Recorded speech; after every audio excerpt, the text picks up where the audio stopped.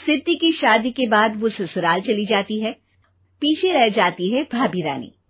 सिद्धि के ससुराल जाते ही भाभी कहती है, अरे वाह जी वाह, सारे कपड़े मेरे। हाय रे पैंट, अरे वाह वाह, मजा आ जाएगा। अरे ये सिद्धि की अलमारी के सामने खड़े होकर क्या बड़बड़ा रही है? जाकर देख मेहमानों को विदाई की मिठाई मिली कि नहीं। अब हाँ माँ जी, क्यों नहीं, लेकिन पहले कपड़े तो बदल लूं। अब रानी आ जाती है सिद्धि के उन कपड़ों में जो वो ससुराल जाने से पहले घर छोड़ जाती है। अरे रानी, कुछ दिन रुक जाती। अरे ये तो सिद्धि बिटिया को मैंने ही दिया था, बड़ा ही फबता था उस पर, तुझ पर तो कुछ खास नहीं लग रहा। अब वो ना मेरे सारे कपड़े गीले थे तो सोचा पहन लूं। वैसे भी सिद्धि को कौन सा दिन पुराने आउटडेटेड कपड़ों को पहनना है। वैसे भी ये सूट तो मैंने तभी पहना था, वैसे खास है भी नहीं ये। हाँ ठीक है, लेकिन ना मेरी सिद्धि पर तो जमता था। सारे मेहमान चले जाते हैं और सिद्धि ससुराल से मायके पहली बार आती है। अपना घर, अपना कमरा, अपनी अलमारी। ये बोलकर जैसे ही सिद्धि अलमारी खोलती है तो सामने उसके कपड़ों की जगह कुछ और ही रखा होता है। माँ, जरा कमरे में तो आना। सास और रानी वहां पहुंच जाते हैं। रानी ने पहनी होती है सिद्धि की जींस और टी शर्ट। अरे भाभी, ये क्या? ये तो मेरी बड़ी ही महंगी टी शर्ट है, इसे आपने घर में क्यों पहनी है? अरे बहुत मिलती है दीदी ये चौक की मार्केट में, 150 में। ओ भाभी प्लीज, ये एरोपोस्टल है, 2000 की एक टी शर्ट। ओहो, 2000 में तो दीदी 4 साड़ी आ जाए। अब क्या बोलूं?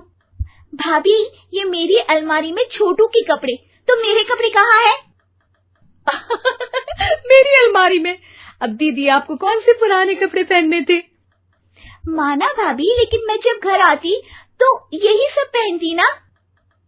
अरे तुम तो बड़ी कंजूस हो दीदी। खैर, वक्त आता है जब सिद्धि ससुराल के लिए रवाना हो रही होती है। अरे रानी, अंदर से सिद्धि का गिफ्ट ले आ, लड़की पहली बार ससुराल से मायके आई है। रानी अंदर जाती है और एक सिंपल सी साड़ी लेकर बाहर आ जाती है। ये लीजिए माँ जी। सास बेटी को गिफ्ट देकर ससुराल भेजती है। अगले दिन रानी एक सुंदर सी साड़ी पहनकर सामने आती है। अरे रानी, ये तो वो साड़ी है जो मैंने सिद्धि को देने के लिए दी थी जब वो ससुराल ले जाती, लेकिन ये तूने कैसे पहन ली? अरे माँ जी, ये साड़ी तो मुझे बहुत पहले से ही पसंद थी, लेकिन चिंता ना करिए, मैंने सिद्धि के लिए भी अच्छी सी साड़ी दी है। हाँ। तभी सिद्धि का फोन आता है। क्या माँ, कुछ अच्छा तो दिया होता ससुराल ले जाने के लिए। अरे पहले दिखा दिया होता। यूं चमकते हुए पैकेट में नौकरानी वाली साड़ी मत दिया करो माँ।